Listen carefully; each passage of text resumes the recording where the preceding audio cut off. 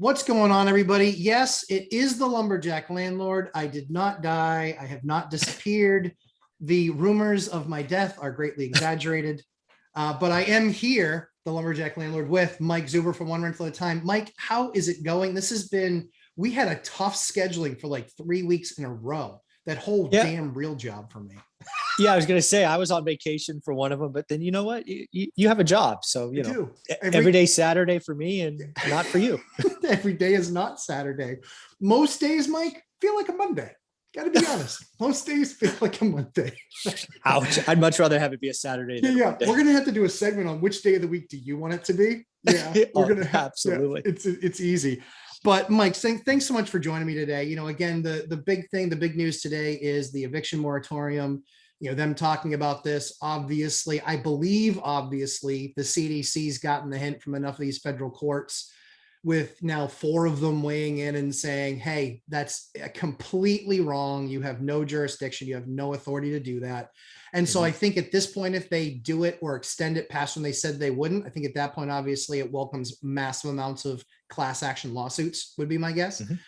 So now the president is trying to get this done a different way. So I tell you that the government tells us a month ago, hey guys, don't worry, eviction moratorium, we're going to extend it just this one last time. And now they believe that they can justify extending it. How does that make you feel? Well, unfortunately, I've lived a long time and realized that a lot of the nonsense that comes out of DC is politics and talking points that they want to put out. But again, we live in an environment, you know, where checks and balances exist. So I am not particularly concerned about the sudden rush to extend it via Congress action. Congress doesn't typically move that quickly, even in an emergency.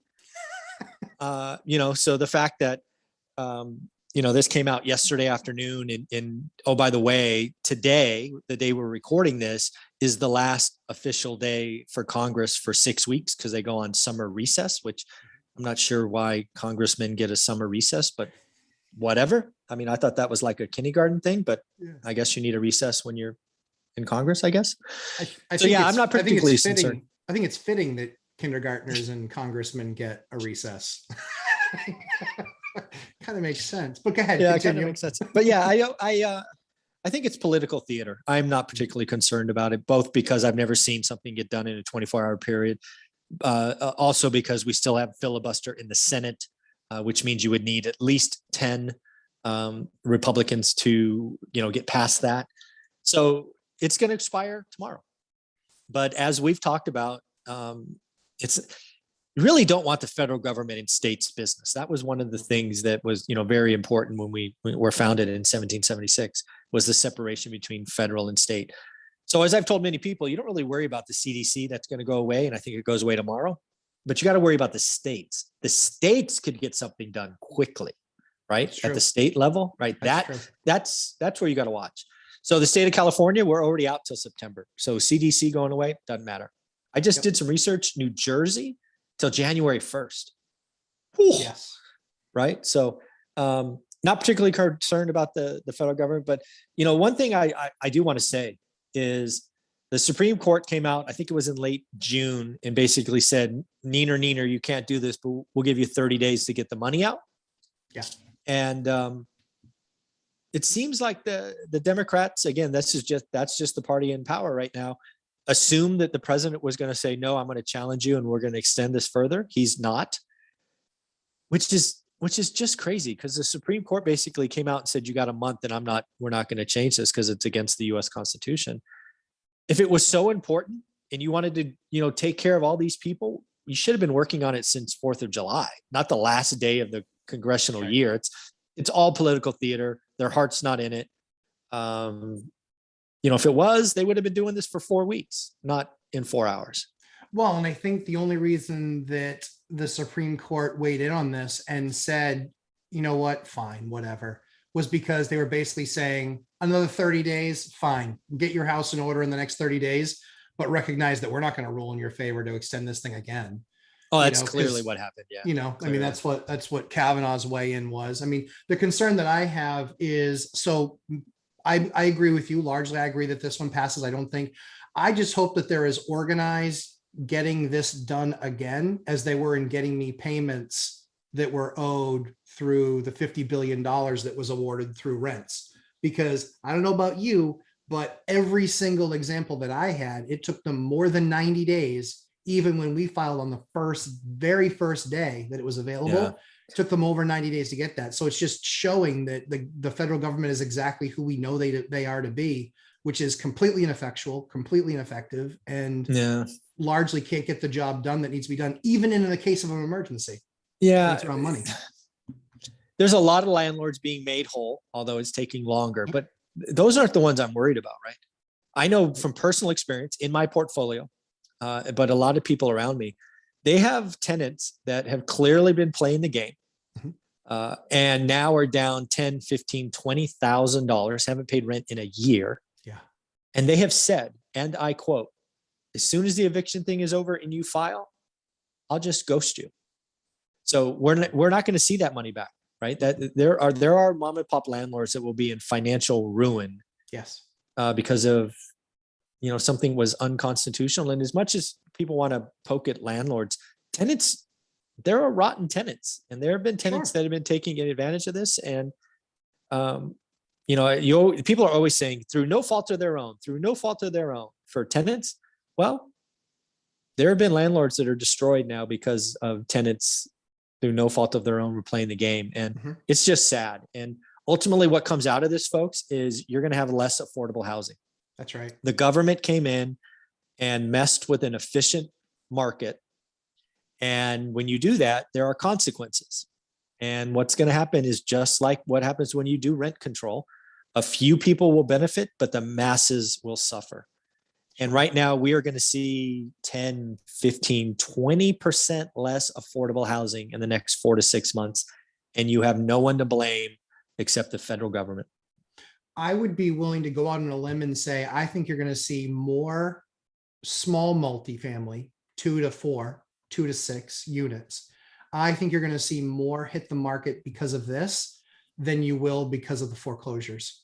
Probably 5 to 10x. And yeah, it's not only 2 through 4s.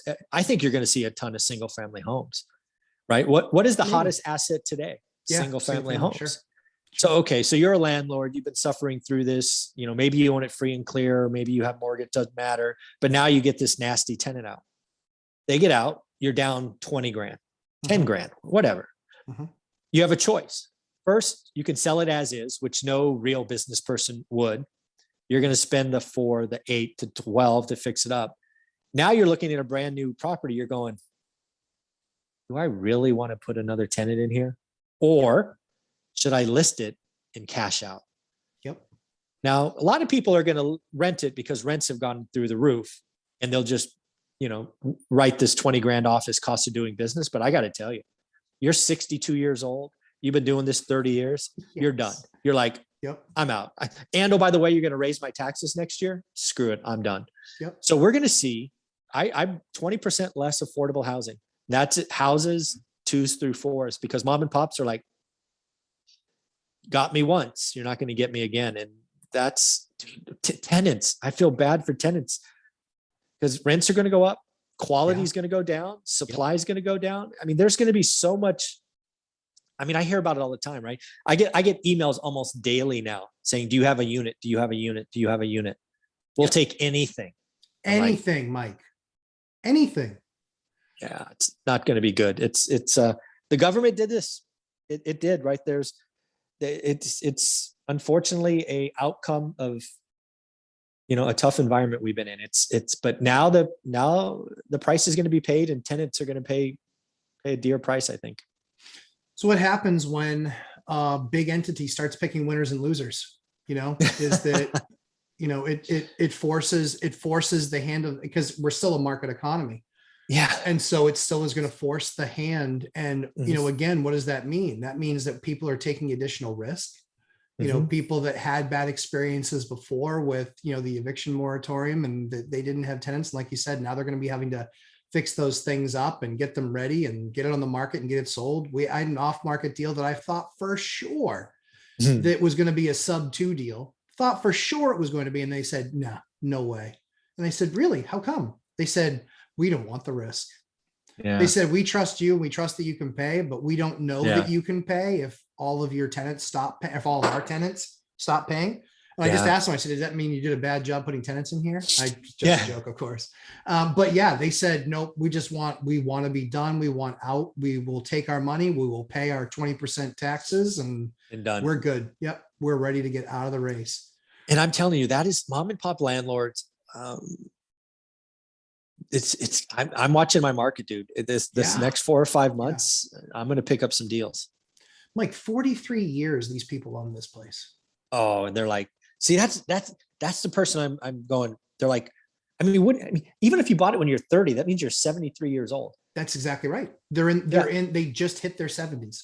So they're like, I mean, at this point, you're staring at the last quarter of your life. You're like, that's right. I'm about de-stressing my life. I don't blame them. Yep. Punch. Yeah. What I prefer to call the bullshit to money ratio. Yeah, exactly. They don't want to be dealing with eviction attorneys and all that stuff. And the fact that, even though they've got it basically paid off, their taxes are still running them $1,200 a month for the property plus maintenance. So it's, $1,600 a month. And they're like, if all the, we had a number of people that just stopped paying, and then they were like, and then each time, what do you get? A judgment against somebody and they have to pay your attorney fee that they never pay. So it's just one of those crazy things. So Mike, we're getting ready for that second segment, which is kind of renter red flags. It's going to segue nicely into that renter red flag. So before we jump into that second segment, Mike, tell us all how everyone can find you, because there is just 5 fire videos a day coming from you. I appreciate that. Yeah. Go to your Google search bar and put in One Rental at a Time. You should find YouTube, Instagram, books, all kinds of good stuff. And of course, the great How to Get Started One Rental at a Time course, which you have created, the house hacking, the hackologist segment. So I appreciate that. Oh, no, it was awesome. It was a lot of fun. And so Mike, even to that end, I would say that people should probably buy your course now, because they're probably going to have a lockdown where they'll have a whole lot of free time on their hands this winter. Well, that and the fact that the next 6 months is going to be a slowdown and more deals coming. It's the right time to do your homework, for sure. Well, and that's the thing is, it's too bad that they didn't do it 6 months ago, because then they would see how unbelievable a deal it was going to be. But now, even if you just know your market, it's going to be extremely impressive to be able to understand that market, know what's going to happen in comparison to the last 6 months or even last year. Holy cow. It's going to be a different world. And so knowing that as a skill, knowing how to do that is going to be really worth its weight in gold. So there you go. Mike, thanks so much for the time. As always, guys, we spent a ton of time creating this unbelievably awesome content for you. Click subscribe. Make sure to join us over here at Lumberjack Landlord or lumberjacklandlord.com, and we'll make sure to continue to deliver you the heat. Thanks again, Mike. We'll get ready for segment number 2. You got it.